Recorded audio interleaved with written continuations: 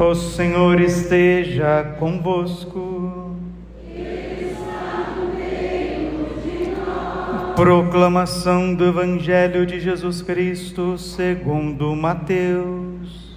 Glória a vós, Senhor.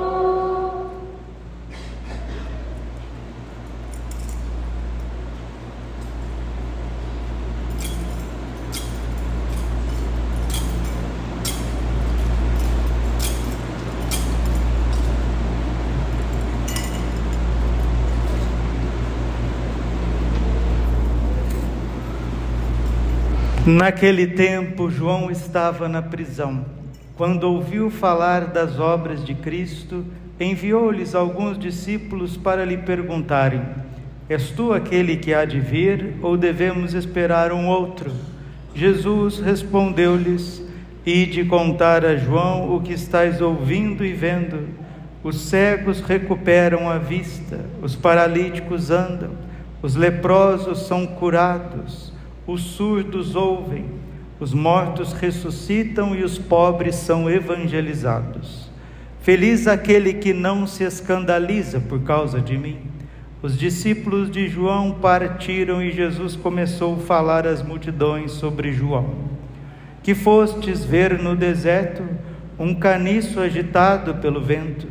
Que fostes ver? Um homem vestido com roupas finas? Mas os que vestem roupas finas estão nos palácios dos reis. Então o que fostes ver? Um profeta? Sim, vos afirmo, e alguém que é mais do que profeta. É dele que está escrito: Eis que envio o meu mensageiro à tua frente. Ele vai preparar o teu caminho diante de ti. Em verdade vos digo, de todos os homens que já nasceram, nenhum é maior do que João Batista. No entanto, o menor no reino dos céus é maior do que ele. Palavra da salvação. Ave Maria, cheia de graça, o Senhor é convosco. Bendita sois vós entre as mulheres, bendito é o fruto do vosso ventre, Jesus. Santa Maria, Mãe de Deus, rogai por nós, pecadores, agora e na hora de nossa morte. Amém. Vinde, Espírito Santo, vinde por meio da poderosa intercessão do Imaculado Coração de Maria, vossa amadíssima esposa. Podemos sentar um pouquinho. Jesus, manso e humilde de coração. Santa Missa é um lugar de rezar. Está lá em Mateus 21, versículo 13.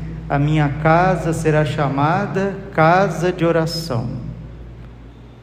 Nós precisamos proporcionar um ambiente calmo, sereno, um ambiente, por que não dizer, místico, para a gente encontrar com Deus. Porque qualquer missa que você for, aquela missa depende do padre que está celebrando e depende do povo que está participando. A missa é única, é o sacrifício de Jesus que é presentificado, é atualizado. O Papa Pio XII dizia: ó católico, ficai sabendo, quando fores à missa, é ao Calvário que estás indo. Nós precisamos participar da missa com mais temor, com amor, com tremor. Um dia perguntaram para o Padre Pio: Padre, como que a gente deve participar da Santa Missa? Como Nossa Senhora aos pés da cruz. Deus está presente, somos nós que estamos ausentes. Às vezes nós estamos lá, que nem criança, brincando na chuva, perguntando para a mãe e para o pai quando é que vai chover. Deus está presente, Deus é presente. Eis que estarei convosco todos os dias até a consumação dos séculos. Mateus 28, versículo 20.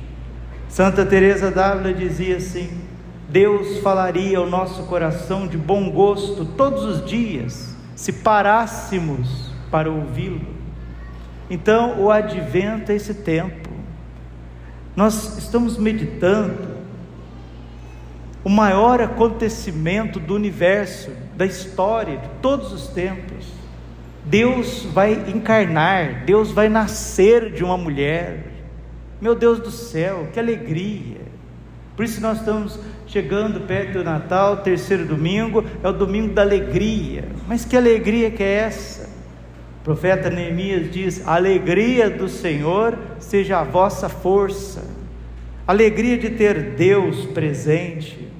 Isaías 7,14: eis que uma virgem conceberá e dará à luz um menino, e será colocado o nome de Emanuel, que significa Deus está convosco, Deus conosco. Jesus é Deus conosco. Ele tem coração, ele tem uma humanidade. Jesus tem mãe, Jesus teve um pai adotivo, Jesus nos ama. Esses dias tinha um postzinho de internet aí, né? A pessoa está rodando para todo lado: nossa, eu vou na missa para escutar a palavra do amor de Deus, e olha que eu recebo na missa. É um postzinho de internet aí, dizendo que o padre está estapeando as pessoas.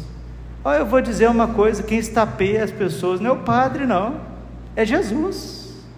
É o Espírito Santo que estapeia a gente. Está lá em Mateus 11, versículo 12: desde os tempos de João Batista até os dias atuais, o reino do céu é arrebatado à força, e são os violentos que o conquistam. Sabe quem que estapeia a gente? É o Espírito Santo. Mas ele não estapeia a gente, ele estapeia o nosso pecado.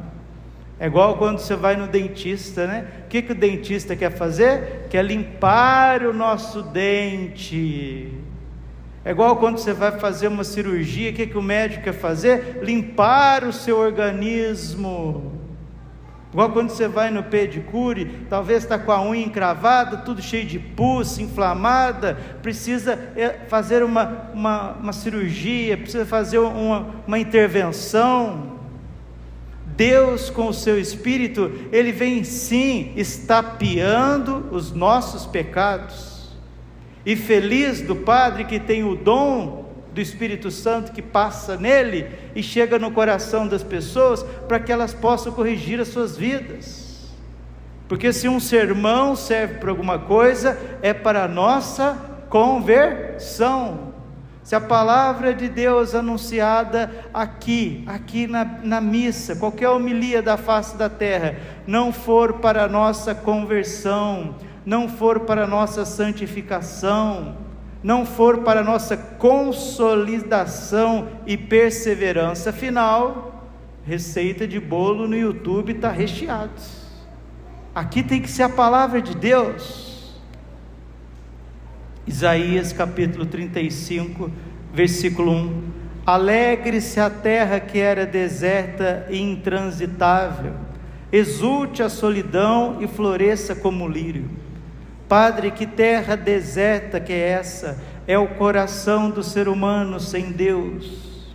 Que terra intransitável é essa? É o ser humano sem a graça de Deus. Nós sem Jesus Cristo, nosso coração é deserto, nossa terra é árida, nós não produzimos frutos de amor.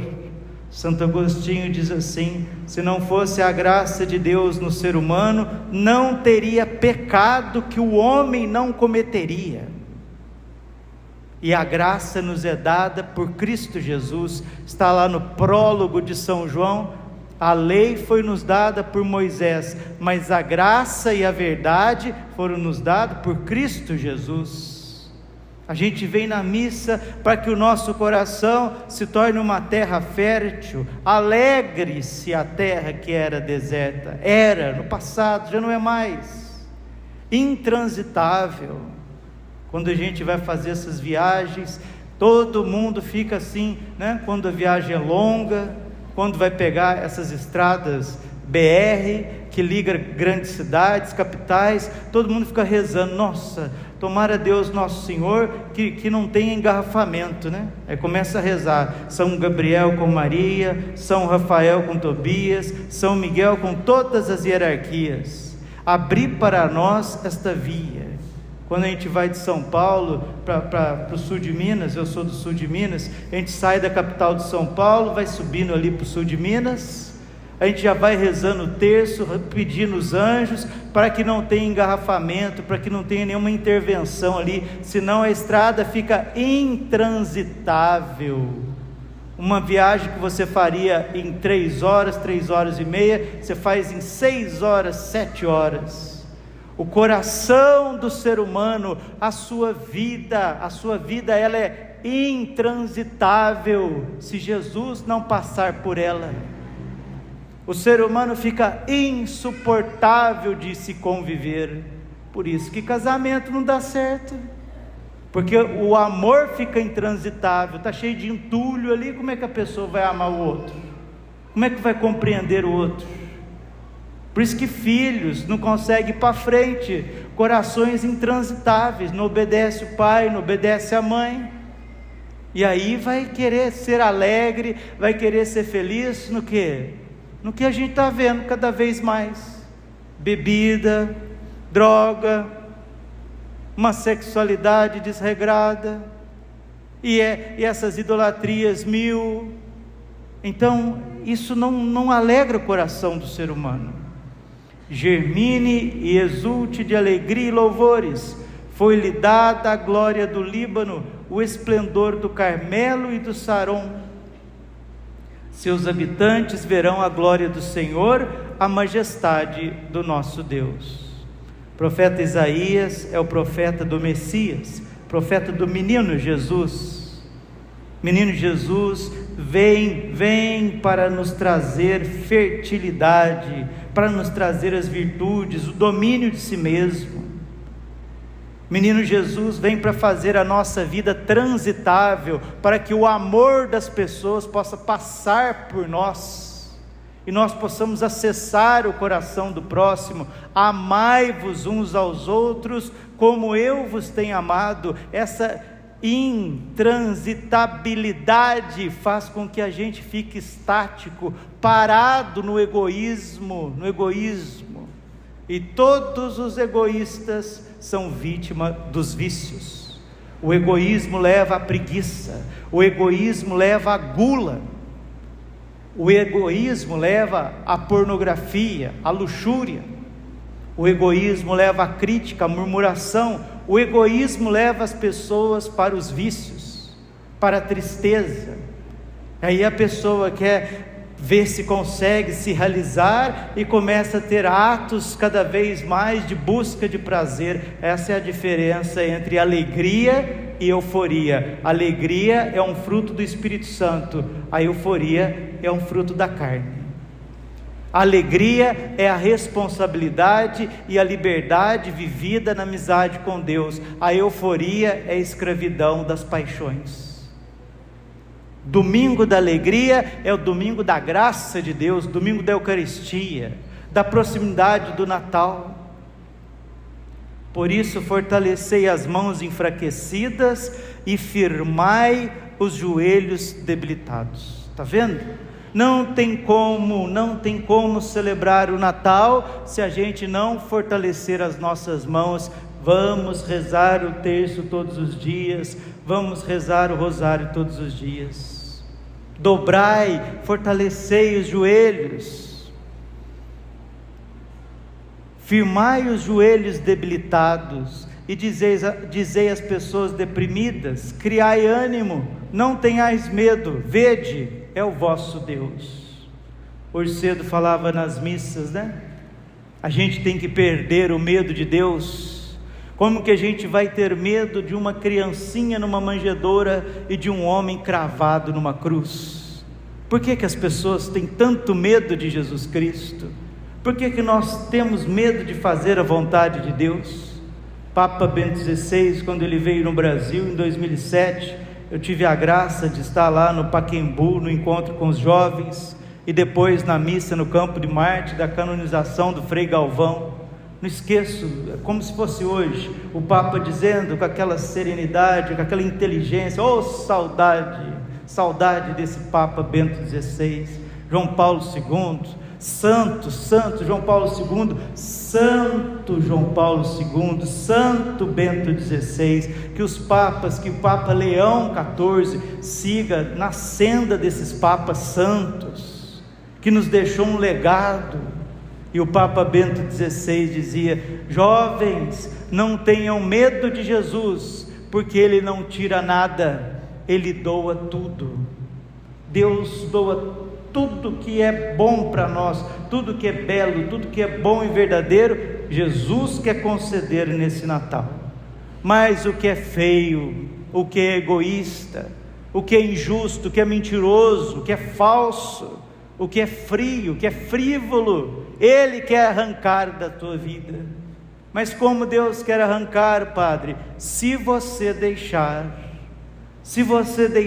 Deus vai te limpar, vai te purificar. E como que começa isso? Fortalecendo as mãos debilitadas, os joelhos enfraquecidos, oração, adoração, buscar a confissão.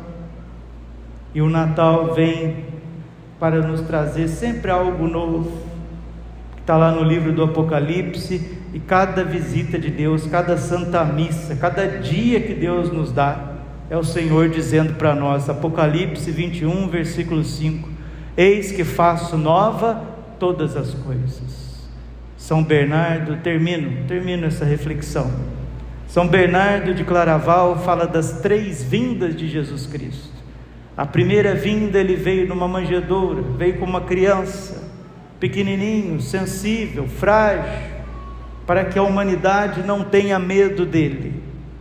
E ali Ele foi reconhecido por poucos, sua Mãe Santíssima adorando, dando de mamar, São José protegendo a Sagrada Família, e aí veio os pastores de Israel, pessoas simples, e os reis magos, representando todas as etnias, representando a verdadeira ciência, a filosofia, porque a verdadeira ciência, como diz Pasteur, a pouca ciência afasta de Deus, a verdadeira ciência aproxima de Deus. E esses cientistas vieram adorar o menino Jesus e trazer presentes para o menino Jesus. A fé de Israel nos pastores, a ciência, a filosofia dos sábios na manjedoura, junto com o homem novo São José, a nova Eva, a Virgem Maria. E ali tinha o boizinho, e ali tinha aquele burrinho, representando os pagãos e os judeus. O asno representa os pagãos, que com a sabedoria deste mundo não reconheceu Deus. O boizinho representa os judeus, que carregam um fardo pesadíssimo da lei, sem a graça de Cristo. E as estrelas do céu, os anjos, glória a Deus nas alturas e paz na terra aos homens por Ele amados. Lucas 2, versículo 14. E como não dizer que a própria criação se rende a Jesus Cristo no seu Natal? Essa é a primeira vinda, uma vinda na simplicidade, na humildade, como diz São Paulo aos Filipenses, uma vinda kenótica, Kenosis, sendo Ele de condição divina, não se prevaleceu de sua igualdade com Deus, mas aniquilou a si mesmo, se fazendo escravo e assumindo a condição humana, e sendo exteriormente reconhecido como homem, humilhou-se ainda mais e foi obediente até a morte e morte de cruz. Por isso todo joelho se dobra, todo joelho, e Deus lhe outorgou o nome que está acima de todo nome, para que o nome de Jesus de Nazaré, todo joelho se dobra, no céu, na terra e nos infernos, e toda língua professa para a glória de Deus Pai, Jesus Cristo é o Senhor. Jesus Cristo é o Senhor, é o Salvador, o meu Deus, aquele que salva o ser humano dele mesmo. Já disse isso em várias homilias, volto a dizer: Jesus desceu do céu para te salvar de você mesmo. Você acaba com a sua vida, Você sem Deus é pior do que Herodes, pior que esses ditadores de plantão que a gente vê na televisão. Jesus veio te salvar de você mesmo. Você pode ver que somos nós que nos entupimos de droga, somos nós que nos entupimos de coisas erradas, somos nós que somos beligerantes, somos nós que somos cheios de ódio, de raiva, de inveja, de ciúme. O demônio, como professor dos ímpios, só vai dando toque, né? Só vai dando toque, só vai ensinando, vai por ali, só vai cevando para o dia da matança. E Jesus veio nos salvar de nós mesmos. Essa primeira vinda de Jesus no Natal é uma vinda para a gente refletir o que nós estamos fazendo dessa vida. São Bernardo fala da segunda vinda de Cristo, de onde Ele vai vir julgar os vivos e os mortos. Vem fazer justiça, vem separar o joio do trigo, as ovelhas dos cabritos, os filhos da luz dos filhos das trevas. Vem inaugurar a eternidade, a ressurreição da carne, dar a recompensa aos justos e mostrar o fogo eterno, o caldeirão ardente do inferno, que é reservado para o demônio e aqueles que viveram no pecado e não quiseram se arrepender. São Bernardo fala de uma terceira vinda, a vinda intermédia de Cristo, essa que Ele visita a gente no hoje de cada dia, na Santa Missa, na Eucaristia. Eu não sei se você percebeu, que nesse tempo, novembro, dezembro, janeiro, esse tempo de Natal, no hemisfério norte, o sol se esconde no hemisfério norte, porque é só neve, é inverno no hemisfério norte, o sol se esconde. E no hemisfério sul, é tempo de chuvas, de muitas chuvas no hemisfério sul, o sol também se esconde. Por que o sol se esconde no planeta Terra no período do Natal? Porque a luz do mundo veio nos visitar, Jesus na manjedoura. Essa deve ser a nossa alegria, por Ele nós devemos gastar a nossa vida, como diz a segunda carta aos Coríntios no capítulo 5, de agora em diante não vivamos para nós, vivamos para Ele, porque a ressurreição já nos é garantida. Mas como viver isso, se a gente não tem essa vida de oração? Como viver isso, se a gente está cravejado de egoísmo ao nosso redor, dentro de nós? Vamos pedir a Nossa Senhora, São José, que interceda por nós, nosso anjo da guarda. Vamos ficar em pé. Nós temos um anjo da guarda, que quando Deus foi nos criar, Ele já tinha criado o nosso anjo, e no momento da nossa concepção, Ele designou esse anjo para vir. E no momento do batismo, Ele se tornou nosso anjo custódio, nosso anjo guardião, nosso anjo da guarda. Ninguém nesse mundo te conhece melhor do que o seu anjo da guarda. Ninguém nesse mundo quer tirar você dessas telas mais do que teu anjo da guarda. Ninguém nesse mundo quer rezar junto com você mais do que teu anjo. Ninguém nesse mundo quer te proteger dos perigos do corpo e da alma mais do que o teu divino amigo. Ele está do nosso lado, o nosso anjo guardião. Quantos santos que tiveram o privilégio de ver o seu anjo da guarda, conversar, conviver. Muitas vezes a gente deixa o nosso anjo irado, né? Às vezes ele pega e quer nos estapear, só que ele sabe da carne que nós somos feitos, do barro que nós somos feitos. E aí Ele tem paciência conosco, Ele tem misericórdia conosco, Ele não desiste de nós. Papa São João 23 rezava várias vezes por dia a oração do Santo Anjo do Senhor. Padre Pio rezava, São Padre Pio, várias vezes. E a gente esqueceu que a gente tem um anjo, a gente esqueceu que foram os anjos que guiaram os pastores para adorar, os anjos que guiaram também os reis magos, os anjos que fizeram o parto de Nossa Senhora, os anjos que abriram, rolaram a pedra do sepulcro, os anjos que recolheram o sangue de Cristo no Calvário, os anjos que estão em batalha por nós. os anjos que virão no fim dos tempos. Os anjos estão ao nosso redor. Não vivamos esse materialismo doente, meus irmãos, porque todos nós estamos correndo esse risco. Vamos pedir ao nosso bom anjo, ao nosso santo anjo, que venha fazendo justamente o que está aqui na palavra. Alegre-se a terra deserta e intransitável. Vamos nos alegrar, porque o nosso coração já não é deserto mais, a nossa vida não é intransitável mais. Exulte a solidão e floresça como o Líbano. Dizei às pessoas deprimidas: criai ânimo, não tenhais medo, vede, é o vosso Deus. Fortalecei as mãos enfraquecidas, firmai os joelhos debilitados.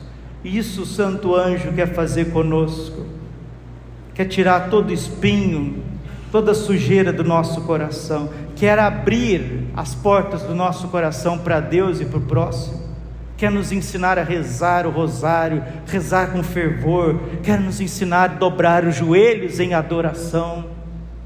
O anjo quer tirar o medo que a gente tem de Deus, porque o ser humano, ele perde o medo do demônio, ele perde o medo de fazer coisa errada, e começa a ter medo da confissão, medo do padre, medo do bispo, medo do papa, medo do catolicismo. A gente tem que ter medo de Satanás, tem que ter medo de ofender a Deus, tem que ter medo de viver no pecado. Não é medo de uma criança sensível, frágil na manjedoura, não, de um Deus crucificado. Dele nós não temos que ter medo, não. Que o Senhor nos dê repugnância, nojo do pecado, nojo, repugnância dos príncipes das trevas.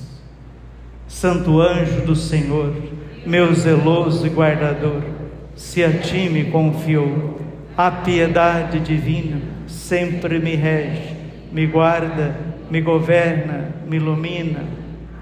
Te dou a minha mão, prometo de coração que por ti me deixo guiar com docilidade, para no céu alcançar a eterna felicidade. Glória ao Pai, e ao Filho, e ao Espírito Santo, como era no princípio, agora e sempre. Amém.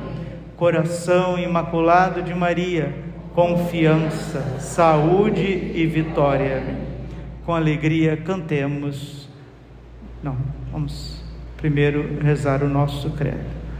Creio em Deus Pai Todo-Poderoso, Criador do céu e da terra, e em Jesus Cristo, seu único Filho, nosso Senhor, que foi concebido pelo poder do Espírito Santo, nasceu da Virgem Maria, padeceu sobre Pôncio Pilatos, foi crucificado, morto, sepultado, desceu à mansão dos mortos, ressuscitou ao terceiro dia, subiu aos céus, está assentado à direita de Deus Pai Todo-Poderoso, donde há de vir a julgar os vivos e os mortos. Creio no Espírito Santo, na Santa Igreja Católica, na comunhão dos santos, na remissão dos pecados, na ressurreição da carne, na vida eterna. Amém. Agora sim, com alegria, cantemos o nosso ofertório.